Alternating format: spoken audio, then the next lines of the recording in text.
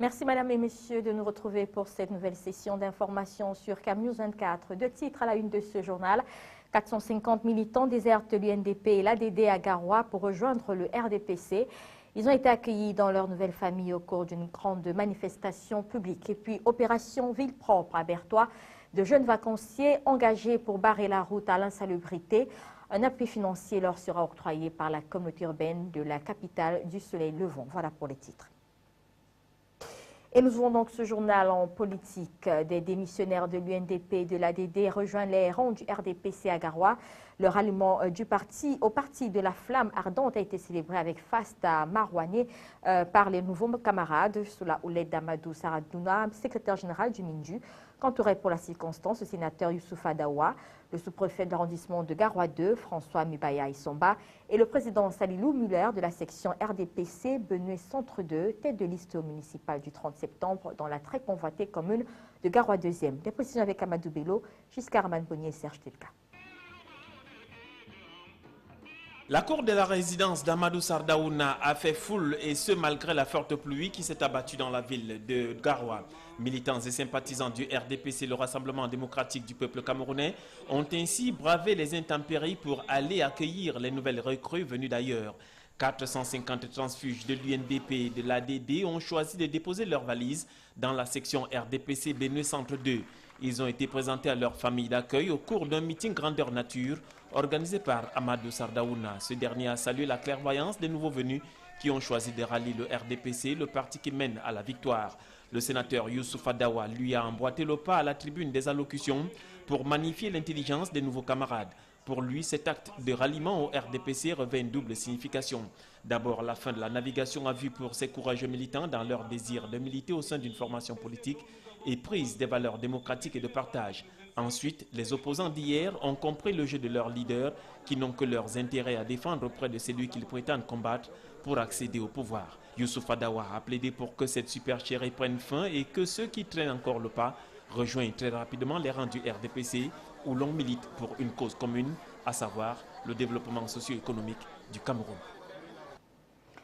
En restant en politique, double scrutin législatif et municipal du mois prochain, la CONAC, la Commission nationale anticorruption, sensibilise sur la corruption aux élections. L'organe que préside le révérend Dieudonné Massingams a organisé une conférence dont le thème est « Comment débarrasser le processus électoral de la corruption ». C'était à Bafoussam dans la salle des actes de la communauté urbaine en présence des principaux concernés, à savoir les acteurs politiques de la région. Médard Rousseau, Pierre Gangue, Bintou Akoum pour le compte-rendu de la rencontre. La mission première de la Commission nationale anticorruption, la CONAC, est de constater les cas de corruption et de les dévoiler. Mais elle peut aussi sensibiliser les masses sur ce fléau qui affecte tous les secteurs d'activité.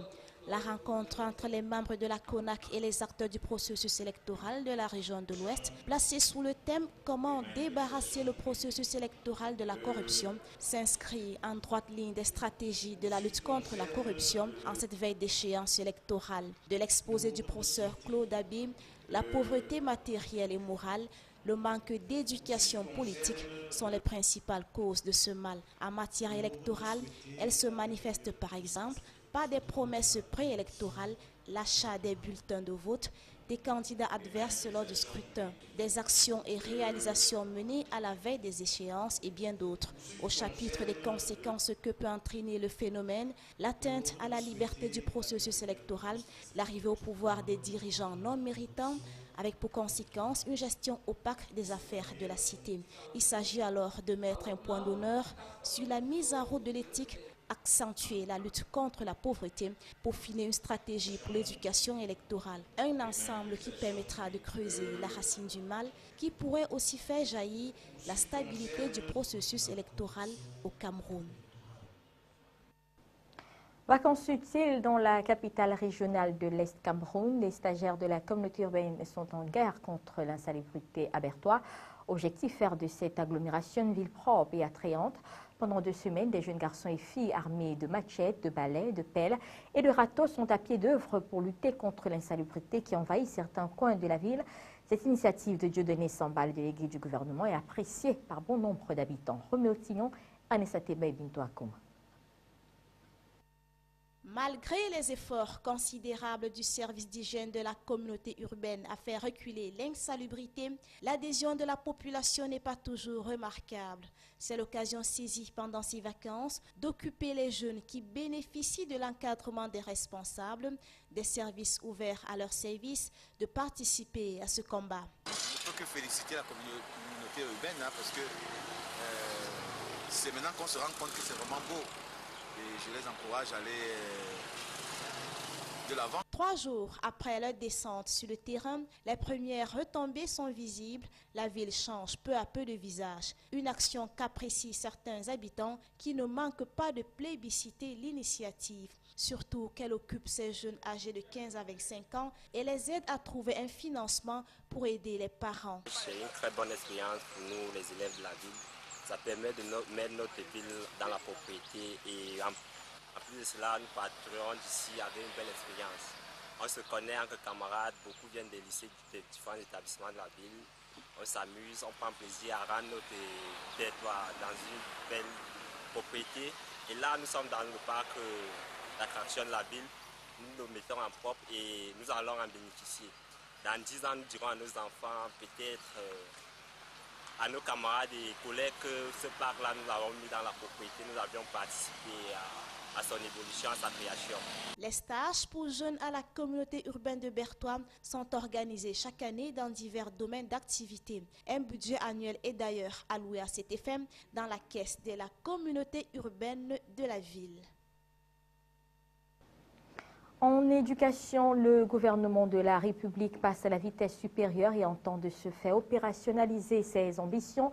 Le ministre Emmanuel Nganou Messi de l'économie, de la planification et de l'aménagement du territoire a récemment présidé en lieu et place du Premier ministre chef du gouvernement la cérémonie de signature de la lettre d'endossement et du cadre partenarial de la stratégie du secteur de l'éducation et de la formation 2013-2020. On prépare à cette cérémonie d'autres membres du gouvernement ainsi que les partenaires extérieurs au développement. Compte rendu de la cérémonie, Salomon Foué, Marcin Fondaba et le récit de Éric Ticheux. Initié conformément aux prescriptions du document de stratégie pour la croissance et l'emploi adopté en 2009, la nouvelle stratégie de l'éducation est bâtie suivant les orientations politiques de développement du système éducatif camerounais en liaison avec les ambitions socio-économiques du gouvernement qui entend mettre un accent sur la formation du capital humain pendant la période 2013-2020. Concrètement, il sera question de développer l'enseignement préscolaire communautaire en milieu rural, stimuler la demande de scolarisation des enfants issus des couches vulnérables, accroître l'offre de formation dans les filières scientifiques et technologies en adéquate avec les besoins économiques du Cameroun. Il s'agira aussi de doter les écoles primaires publiques en manuels scolaires essentiels et en matériel didactique avec une priorité pour les zones défavorisées, d'élaborer et de mettre en place des plans de formation continue pour les enseignants et mutualiser les ressources éducatives. Concernant le volet relatif à la gouvernance, le gouvernement compte renforcer la décentralisation par une plus grande implication des collectivités territoriales décentralisées dans la gestion des établissements scolaires et des structures de formation. Il est en outre envisagé la suppression des maîtres de parents d'élèves par la contractualisation de ceux recensés dans des écoles et la promotion de la polyvalence des enseignants du secondaire. Le coût global de cette stratégie pour la période triennale 2013-2014 est estimé à 856 milliards de francs CFA. En environnement, et les pierres étaient à Douala pour la mise en œuvre des textes d'application de la loi 4 relatifs à la gestion des déchets et des emballages non biodégradables. Le ministre de l'Environnement, de la Protection de la Nature et du Développement durable a présidé une importante concertation avec les administrations partenaires, les opérateurs économiques, la société civile et le personnel de son département dans la capitale économique. Question de voir clair sur le sujet. La précision avec Divina Pi et Benoît Dogman. Environ 10% de 6 millions de tonnes de déchets municipaux sont produits annuellement au Cameroun et 1500 tonnes de déchets produits au quotidien dans la capitale économique. Une situation qui inquiète le gouvernement vu l'impact négatif qu'elle cause sur l'environnement. L'objectif global de cette rencontre de concertation est d'évaluer le niveau de mise en œuvre de tous les textes relatifs à la gestion des déchets au regard du décret numéro 2012-2809 PM du 26 septembre 2012 fixant les conditions de tri, de collecte, de stockage, de transport, de récupération, de recyclage et de traitement et élimination finale des déchets, qui stipule en son article 37 que les opérateurs économiques intervenant dans la chaîne de la gestion des déchets disposent de 18 mois à compter de la date de signature pour se conformer aux dispositions du dit décret. Ainsi, après chaque 3 mois, une descente sera effectuée sur le terrain par les responsables du ministère afin d'évaluer le niveau de mise en pratique de la décision ministérielle par les producteurs, fabricants, consommateurs des emballages non biodégradables. Ces derniers apprécient plus ou moins l'initiative. Ça vient après nommer parce que ça va créer d'autres emplois. Vous savez, il y a beaucoup de jeunes, beaucoup de Camerounais qui sont en chômage. Ils vont se spécialiser dans les différents cas. C'est arrivé à point nommé aussi parce que nous souhaiterions que les autorités locales, c'est-à-dire de chaque localité, s'appuient sur ces textes pour qu'on voit apparaître leur application réelle. Nous disons que la décision du ministre constitue une avancée, pourvu qu'elle soit précise, qu'elle ne soit pas source de conflit. Or, malheureusement, pour le moment, il y a dans cette décision, donc dans cet arrêté ministériel, quelques points qui risquent de créer d'énormes conflits entre les opérateurs économiques de notre secteur et les agents du ministère de l'Environnement. Le gouvernement, pour sa part, ne manque pas de proposer des solutions de rechange. Nos matières, nos objets naturels que nous avons, nos paniers, nos tissus, nos sacs en tissu, nos papiers, ainsi de suite. Ça, c'est très simple. Ça a moins de conséquences et on sauve la santé de la population, des animaux et également on favorise une production intensive. À la fin des échanges, des recommandations ont été formulées comme promouvoir la création des filières de récupération des emballages non biodégradables, mettre sur pied des usines de production des emballages biodégradables avant avril 2014, entre autres. Fête de l'Assomption, on en reparle. Les chrétiens catholiques de Garoua ont célébré la montée de la Vierge Marie au ciel à la cathédrale Sainte-Thérèse de l'Enfant Jésus. L'abbé Fabien Monglon, vicaire de la paroisse qui dirigeait l'Eucharistie, a demandé aux fidèles de prier pour la consolidation de la paix au Cameroun et de travailler leur foi de manière à plaire à Dieu comme l'a fait Marie. Giscard Amanboni, Serge Tetka. Mobilisation des groupes et mouvements d'action dévoués à Marie, conception de cantiques spéciaux pour commémorer la fidélité de la Vierge à servir Dieu. La fête de l'Assomption à la cathédrale Sainte-Thérèse de l'Enfant Jésus à Garoua a drainé une immense foule de fidèles catholiques venus des 4 coins de la ville pour signifier la place de Marie dans leur vie chrétienne et renouveler leur engagement à suivre Jésus à l'exemple de la Sainte Mère du Christ. L'Assomption, un dogme religieux qui recommande aux fidèles catholiques de célébrer l'élévation corps et âme de Marie au ciel. Une célébration instituée le 1er novembre 1950 par le pape Pie XII et sa commémoration fixée tous les 15 août symbolise un rappel à l'endroit des chrétiens catholiques à se remettre à Dieu comme Marie l'a fait en déclarant que tout lui soit fait selon la volonté du Tout-Puissant. Nous fixons notre regard sur la Vierge Marie, notre modèle, et la première qui aujourd'hui partage la gloire de Dieu auprès de son Fils. Nous sommes donc invités à marcher à sa suite pour parvenir à vivre dans l'espérance de la vie éternelle. Dans son homélie, le prélat a appelé ses fidèles à prendre l'exemple de Marie parce qu'elle a confié son corps, son âme et sa vie à Dieu.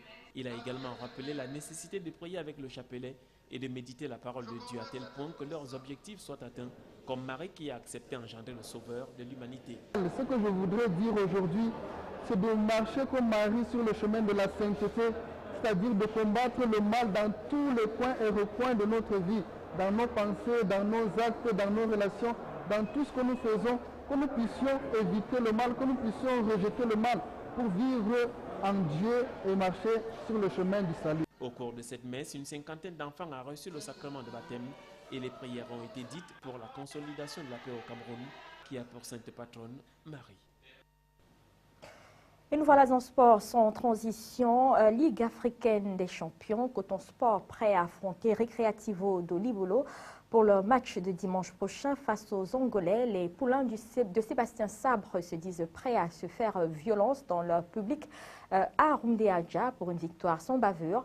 Voilà l'état d'esprit qui anime actuellement les cotonculteurs à quelques heures de cette importante confrontation. C'est du moins l'avis de leur manager général qui entretenait la presse ce jour sur l'état des préparatifs du club Amadou Bello, Giscard Amanbonier et Serge Tedka. Au cours de la traditionnelle conférence, les hommes des médias ont dû prendre le pouls des divers aspects de mise au vert des cotonculteurs en prélude à la rencontre de dimanche qui s'annonce épique face à l'équipe angolaise. Sébastien Desabre et son groupe ont mis les bouchées doubles pour cette dernière confrontation de la phase aller. Un match qui revêt toute son importance à ce stade de la compétition car une victoire va permettre aux représentants camerounais de jouer désormais les premiers rôles dans ce groupe B très relevé. Après avoir laissé beaucoup de force lors du match contre Sewe de San Pedro, dimanche dernier, Sébastien Sabre s'est par ailleurs montré peu disserte sur les ressources physiques de ses poulains pour ce match crucial. Mais il dit compter sur l'esprit des gagneurs qui anime actuellement son groupe pour sortir victorieux de cette rencontre. Depuis mercredi dernier, lors des séances d'entraînement, le manager général a mis l'accent sur la discipline des joueurs. La suspension de Jacques Hamann le 11 août dernier serait révélatrice de l'existence de quelques cas d'indiscipline qui plombent les efforts du groupe. Sans fondamentalement bouleverser son schéma tactique, le technicien français mise donc sur des joueurs mentalement à point et disciplinés pour mettre en déroute les Angolais des récréatifs au Libolo. Objectif facile à atteindre si les joueurs prennent conscience que ce match constitue 90% des chances à la qualification pour le dernier carré, a-t-il laissé entendre devant un parterre de journalistes venus d'horizons divers. Toujours en sport, mais en volleyball cette fois-ci, les playoffs Camtel cherchent ses champions. La compétition qui est ouverte le 15 août au Palais Polyvalent des Sports de Yaoundé met aux prises les 5 meilleures équipes de la première phase du championnat national de volleyball. Organisé sous forme de regroupement par catégorie pendant le premier semestre, Litoti en dames et FAP en messieurs partent avec une avance de 3 points chacun. Compte rendu de Nicole Rissiminieb, Alexis Kodamougou et le récit de Zobel Apollinaire Bon. Le match d'ouverture de ces play-offs qui a mis aux prises Bafia Volleyball Evolution à Cameroun Sport Volleyball de Yaoundé a été remporté par le club de Bafia par 3-7-0. Une victoire qui, selon l'entraîneur, est le fruit d'un long labeur au regard des problèmes rencontrés par cette équipe la saison dernière. Après 2 victoires en une seule journée, les joueuses de Bafia Volleyball ne sont plus que déterminées. Les spectateurs, pas très nombreux, n'ont pu vivre la rencontre devant opposé d'Ito Team Academy Volleyball à FAP Volleyball de Yaoundé à cause d'un problème d'ordre administratif. Les autres rencontres se sont succédées tout au long de la journée avec des fortunes diverses. Port autonome de Douala est venu à bout de Cameroun Sport Volleyball par un score très serré de 3-7-2. Les forces armées et police en mesure ont pris le dessus sur INGS Volleyball de Yaoundé par 3-7-0. La dernière rencontre a opposé Bafia Volleyball à FAP Andam. Score de la partie 3-7-0 en faveur de l'équipe de Bafia. Ces play-offs prennent fin le 18 août prochain et selon le président de la Fédération camerounaise de volleyball, les 2 premières équipes par catégorie seront qualifiées pour la finale qui se déroulera le 2 novembre prochain. Ça promet, mais il faudrait toujours qu'on reste concentré. Le tournoi il est long, on a 4 matchs, on ne peut pas gagner un match, on commence à dormir sur le lion. C'est qu'il faut gagner 4 matchs sur 4 pour pouvoir être qualifié pour les finales des playoffs, pour les finales de la championnat. Mais nous espérons parce que nous sommes préparés pour ça. Les terrains nous ont vraiment manqué, on a eu beaucoup de mal à reprendre la compétition. Mais avec beaucoup d'entraînement et beaucoup de suivi, nous arrivons quand même à faire de bonnes choses. Et là, on a vu sur le terrain tout à l'heure, on a réussi à faire un bon match. On espère que la suite sera pareille que ce matin. Le président de la Fédération camerounaise de volleyball a également présenté les objectifs de la nouvelle équipe dirigeante qui entend, entre autres, rendre plus compétitif le championnat national du Cameroun, rallonger la période de compétition de manière à rendre le volleyball camerounais permanent sur le marché du spectacle, servir de cadre d'expression pour les présélectionnés des équipes nationales, dames et messieurs, en vue de leur sélection définitive pour les Coupes d'Afrique des Nations. Et avant de clore ce journal, un tour hors de nos frontières pour l'actualité internationale, résumé ici par Bintou Akoma. L'Égypte menace de sombrer dans le chaos 2 jours après l'assaut sanglant contre les partisans de Mohamed Morsi.